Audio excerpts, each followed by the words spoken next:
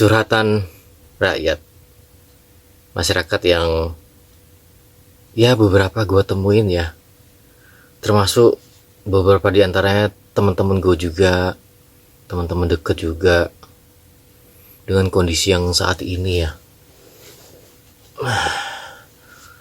Emang sedih ya. Ya mungkin bagi masyarakat yang menengah ke bawah ya, atau yang di masyarakat yang di bawah, ya mungkin sudah menjadi struggle bagi mereka ya, dengan kondisi seperti ini berulang-ulang gitu. Udah menjadi struggle mereka, bahkan resilienting gitu kan. Jadi udah sangat kuat dan terbiasa dengan keadaan seperti ini. Nah, masyarakat yang menengah ini ya udah kritis, terancam juga gitu kan. Pertama dari digempur pada saat pandemi COVID ya, 2 tahun bahkan masuk tahun ketiga, sama paskanya ya, nggak ada kerjaan gitu kan, jobless, usaha juga sepi. Kemudian masuk ke fase persiapan dan pemilu gitu kan, anggaran juga kesedot ke situ, terfokus ke situ ya.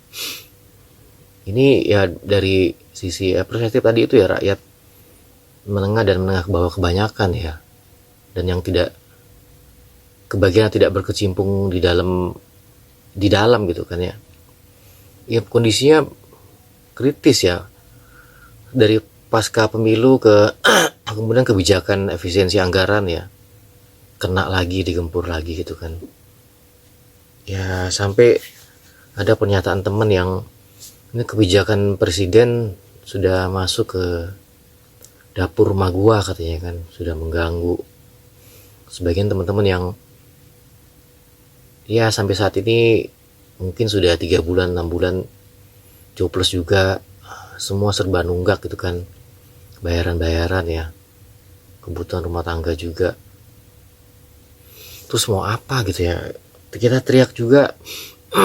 Siapa yang mau mendengarkan ya, teriak kemana gitu kan. Habis sudah mungkin suara ini, perih ini gitu, habis sudah.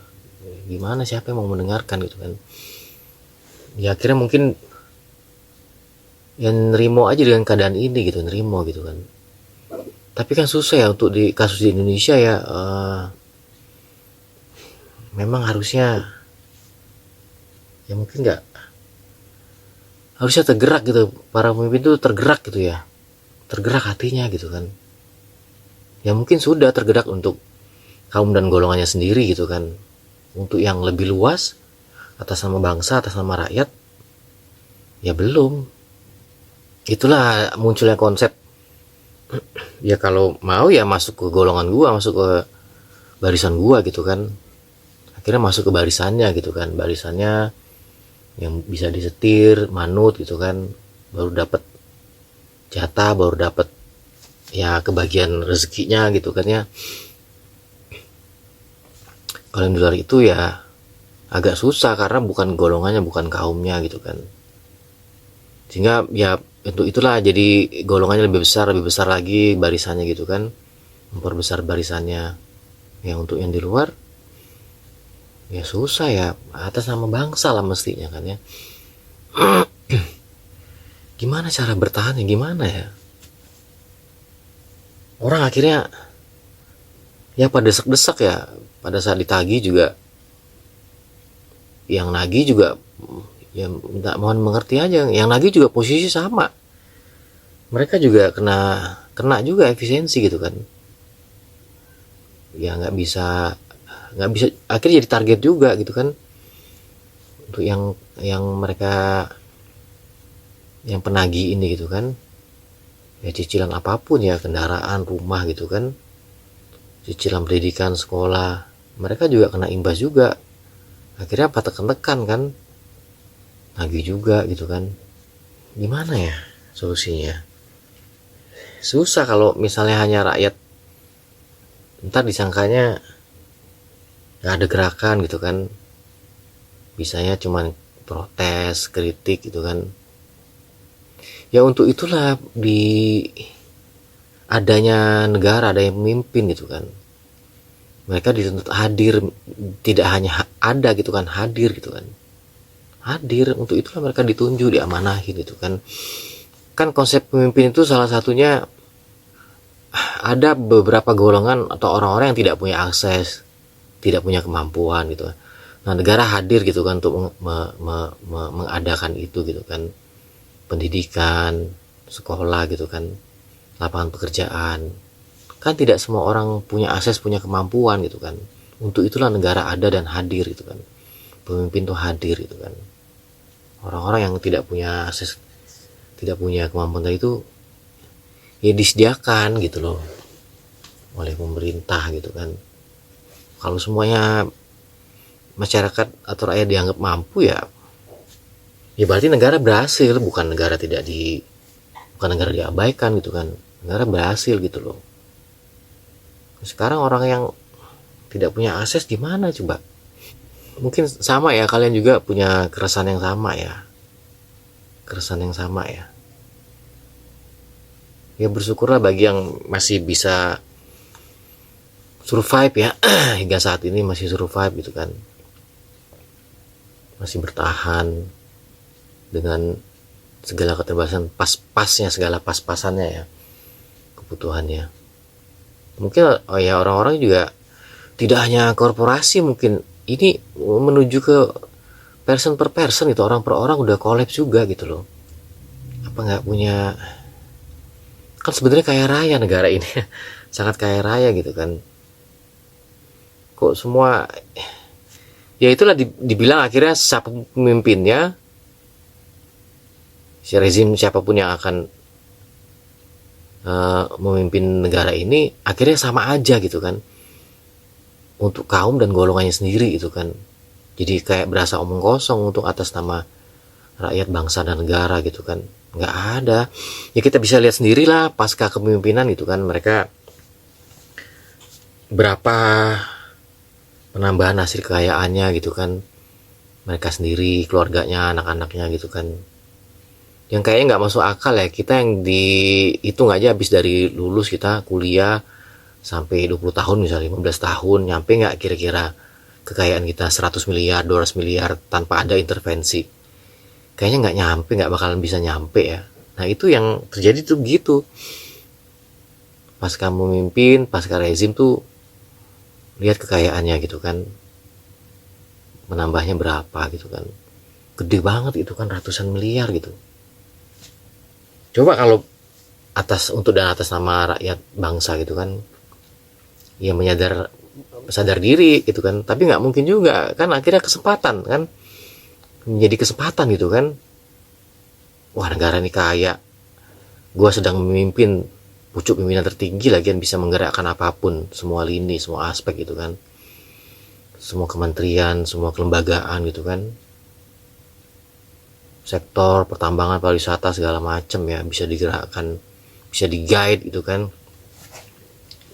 Ya, akhirnya kesedot lah menjadi nominal pundi-pundi pribadi gitu kan. Logika sederhananya gitu aja ya, nggak mungkin. Cek aja berapa sih, apalagi di zaman rezim terlama dulu sama aja, per masing-masing anak tuh dapat berapa triliun bahkan ya. Sekarang rezim-rezim yang setelahnya juga ratusan miliar ya kan. Coba kalau tanpa intervensi, mungkin nggak kekayaannya perorangan segitu gedenya gitu loh. Nah, coba untuk dan atas nama rakyat bangsa gitu kan, yang untuk publik aja gitu loh, nggak usah per person masyarakat warga gitu, publik aja yang bisa diakses umum gitu loh, diakses semua orang, pendidikan gitu kan, infrastruktur jalan, jembatan gitu kan, transportasi umum gitu kan ya, orang bisa pencapaian dari asal dan tujuannya, orang gampang gitu kan mencapai sesuatu gitu kan, semua jalan baiklah, bagus gitu kan, minimal perkerasan atau aspal gitu kan. Pendidikan juga minimal semua orang bisa mengaksesnya gitu kan, ya paling nggak perpustakaan umum gitu kan, orang bisa membukakan wawasan gitu kan, dan bahkan akses internet gitu sekarang gitu kan ya. Nggak ada tuh di atas nama itu tuh, nggak ada. Kayak masih angan-angan gitu kan, apalagi sudah 80 tahun merdeka ya. Sekarang mestinya sudah kepikiran ke situ gitu kan. Mbok ya coba ada yang berbesar hati gitu kan, mimpin itu ya kalau nggak dapat apa-apa tuh nggak apa-apa mesti gitu loh. Mbok ya kalau nggak dapat apa-apa tuh setelah mimpi tuh ya nggak apa-apa gitu loh. Nggak mesti harus target juga dari memimpin sebelumnya gue harus dapat ratusan miliar gitu kan. Ya kan akhirnya itu butuh validasi ya akhirnya kan. Gue kalau nggak punya kekayaan sekian ratus miliar tuh bahkan triliunan, kayaknya nggak dilihat gitu loh, lihat atau nggak bisa menggerakkan orang banyak gitu kan akhirnya kan. Ya nggak apa-apa mestinya, nggak dapat ratus miliar tuh nggak apa-apa mestinya. Tetap aja butuh validasi terus tuh, tetap aja gitu ya. Terus kemudian orang-orang kaya, orang-orang yang punya kelebihan harta kekayaan gitu kan, kalau dalam perspektif agama juga ya mestinya kan cuman boleh 3 hari atau seminggu ya, uang itu nggak boleh ditahan, dibelanjakan lah agar orang-orang agar muter gitu loh. Tukang jual sepatu bisa beli beras gitu kan, tukang jualan dagang sayuran segala macam dibeli agar mereka bisa beli kebutuhan sekolah anaknya segala macam gitu kan. Toh orang-orang yang punya misalnya gini, manajer gitu kan, presiden direktur punya penghasilan di atas 100 juta sebulan, ya sekali-sekali belilah tukang sapu itu. Ini gue beli ya, gue borong semua, terus dikembalikan lagi barangnya, ini buat bapak saya sedekah gitu kan, tapi dibeli bapak bisa jual lagi gitu. Toh bulan depan juga datang lagi duitnya gitu loh, duit bulan depan tuh datang lagi, nggak kayak orang-orang itu yang masih mikirin gua bulan hari besok dapat nggak duit itu ya.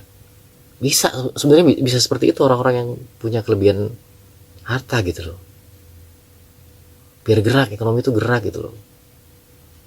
Ya nggak mesti wah kan udah ada yang lain, nggak mesti gitu loh. Tukang potong rumput, orang-orang yang kelebihan harta gitu. Saya ini pak, saya hire jadi potong-potong rumput ya gitu kan, saya hire jadi bersih-bersih gitu kan, karena punya kelebihan anggaran gitu kan, dan harus dibelanjakan, nggak boleh disimpan gitu kan. Tuh konsep rezeki juga, apa yang dikeluarkan juga akan kembali lagi dari orang-orang yang kita berikan tadi itu gitu kan. Konsep tempayannya, konsep kendi gitu kan, makin banyak yang keluar makin diisi lagi gitu kan. Sedih ya melihat teman-teman gitu ya, kondisi ya orang, jangankan ya teman-teman deket kalian juga lah mungkin ya sama ya kondisinya begitu, atau sudah ya mungkin kolaps ya, sudah nggak bisa mau. Akhirnya gini sebelah salahnya, nggak bergerak di rumah salah, nggak dapet apa-apa, nggak menghasilkannya. Bergerak jalan butuh effort gitu kan ya, butuh ongkos, butuh apa segala macam ya. Ya kita di luar juga butuh makan ya kan, tenaga, tapi nggak punya anggaran gitu kan. Di rumah salah, keluar juga butuh biaya gitu kan, serba salah gitu loh. Ya the power of nekat akhirnya kan, the power ya bismillah gitu kan, bismillahirrahmanirrahim gitu kan. Untuk kasus di Indonesia ya gitu akhirnya ya. Harusnya memang sudah ya, akhirnya harusnya memang harus tergerak orang-orang tadi itu, orang kaya gitu kan, pemimpinnya gitu kan, memperhatikan gitu loh. Atau jangan-jangan nggak diperhatiin, memang mesti model yang begitu ya, kalau mau ikut di barisan gua, di golongan gua gitu. Coba ya gimana kondisi di sekitar kalian ya, sama nggak gitu kan, dari mana kita harus memulai bergeraknya.